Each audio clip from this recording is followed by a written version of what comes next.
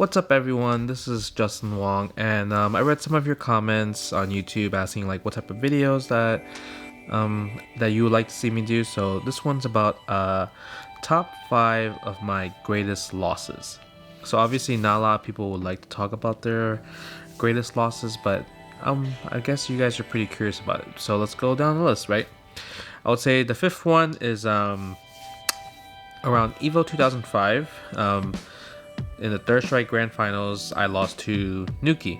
Nuki is one of the Street Fighter Chun-Li gods, probably the best Chun-Li of all time in just history of games, because he plays Chun-Li all the time. And I was in the winner side of the Grand Finals, and yeah, I lost to Nuki. It went down to the second set, 3-2, and yeah, I mean it was final round, and it was a nail biter. And at that point, I had no life, and I was like, man, I can't do the Daigo parry. I didn't practice it. So then I just tried to jump over and do a Hail Mary super. And then he clipped me when the super came out. And yeah, the super's not invincible. So that got me to a second place. And I was really devastated that year because I put my heart and soul just playing Third Strike every day at Chinatown Fair, which is like, Eddie Lee, Henry Sen, Nybor, Flash Gordon. Like, I really put in all my all in Third Strike, and I was like, damn, I really hope I can win this year. And I was in the prime position, and yeah, lost. So that's number 5. Number 4 is the same year, Evo 2005, and I know I talked about how I played Third Strike so much, and it was true. Like, I barely played Marvel 2. And I really thought I was just gonna win again. Like, it was just me being cocky because I won 2002, 2003, 2004, and also B5. So I thought, hey, I mean, 2005 is probably gonna be the same thing, right? And I remember just like, it was really cocky of me because I fought a guy named Rob Zilla from Hawaii, and the first thing he said was, haha, go easy on me. And like an idiot, I picked like some random top tier team, and yeah, I mean, I guess I was like, yeah, I'll go easy, and then got bodied, went to losers, then started scrambling in losers, and then I had to fight Yipes in the loser semis, and I lost, and I got 4th place. It was the first time in Evo history for Marvel 2 where it will be crowned a new champion. And man, I really thought if I beat Yipes, I would have probably gone through all the way to Grand Finals, fought Duck in like the legendary match, like how it was in B5. And I mean, even then, like, I played Duck like a little before the tournament when I was in California, and I was beating him pretty bad, so I was probably still confident thinking about it. But then Yipes got rid of the MSP, and he was, yeah, I mean, he made me look Pringles in that video, especially even though I made a comeback. Like, the comeback didn't really matter because I lost the next game after that, which got him which made him move on to the bracket. So it kind of sucks, I would say. And let's go. That's number 4, I would say. What about number 3 though? Number 3 will probably be Evo 2009, losing to Daigo in Street Fighter 4. It was one of those things where, like, we had the GameStop tournament, and yeah, like, I won the GameStop tournament. I beat Punko, I beat EO, but I lost to Daigo. And Evo was coming around the corner, and it got to the position where I had to fight Daigo first in the Evo top 8 winners. So then I was talking to like all my New York friends about, like, I was like, yeah, I think I'm gonna play Balrog. And then I don't know why I listened, but Chris Hughes said, no, Daigo know the matchup. He plays Ryu vs Balrog all the time. It's old school.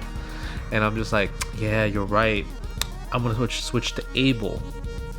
So I switched to Abel, right? Got bodied, and then even in the grand final, when I got back to the grand finals, first game I picked Abel, and I lost. And then I was just like, damn, I don't know what I'm supposed to do. I'm about to get washed again in the grand finals, and I'm looking at the crowd, and all I saw was just Noel Brown, like, in the crowd, and he just did this, right? And I already knew what that meant. I knew what that meant. It was just to pick Balrog.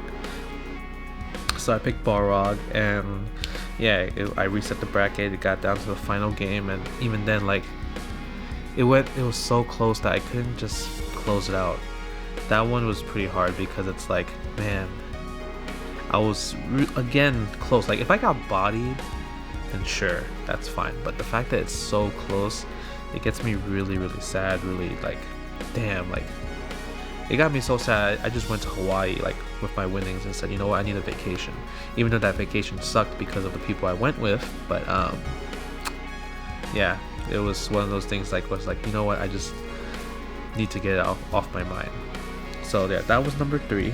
I would say number 2 is Evo 2013. Once again, I made it to the grand finals in Ultimate Marvel Capcom 3. First time. And then I lost to Flocker.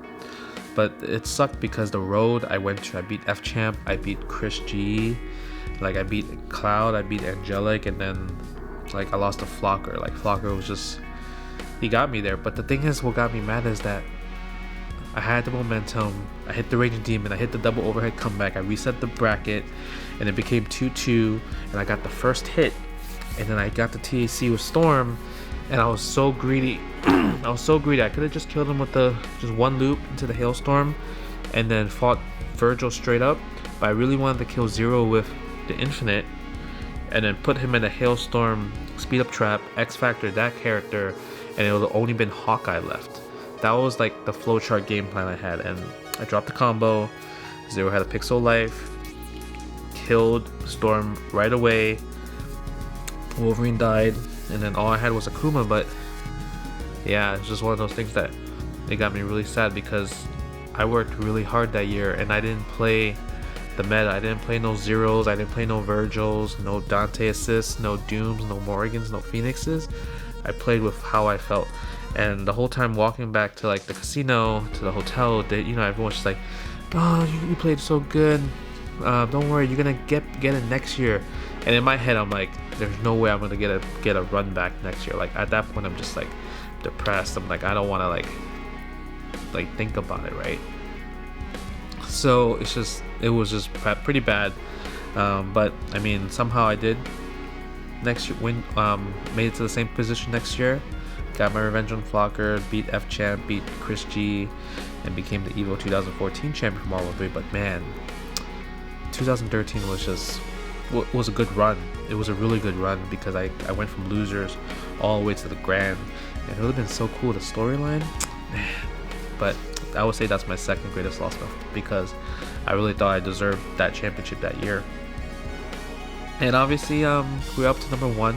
Pretty sure you guys can guess number 1. It'll probably be Evo Moment 37, and it's my greatest loss in terms of like the toughest, but also like it was good, right?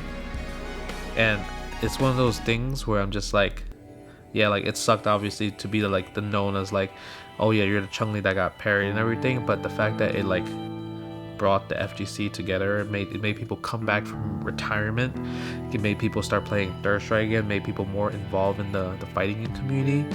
And even now it's still talked up to this day, the interviews still talked about this day, and I would say it's pretty awesome based on that regard.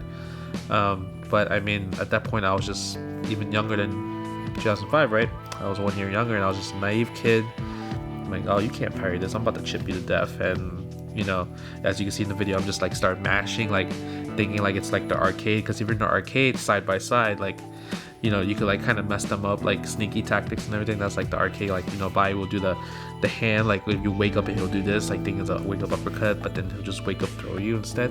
You have like those little scummy arcade tactics, but Daigo smart enough to put this little cardboard box between us so he doesn't get affected by it. And yeah, I mean, I don't know, it was more of like a habit, a human habit, like one of those things that just kind of triggers you to like to do something while you're getting parried. And I mean, as a kid, I mean, I don't regret like saying like, damn, like you're so lucky type of thing. I was like, wow, you actually deserved that win. You deserved it. You parried it. The crowd didn't get to you. You killed me in the most optimal combo possible. And we didn't know what optimization back in the day was, right? So it was really cool. So, but yeah, that's my top 5 like greatest losses of all time. Well, is it called greatest or toughest? Probably like just top 5 biggest losses, right? So let me know in the chat, what do you guys think about the top 5? What do you think? Am I missing a match, or what do you think my toughest losses were in the tournament? But I would say these are my top 5 based off just like how I was feeling today and everything and thinking about it. But yeah, thanks for watching the video. Please subscribe to the channel, share the video and all that good stuff, and yeah, tune in for more content and all that good stuff. Peace.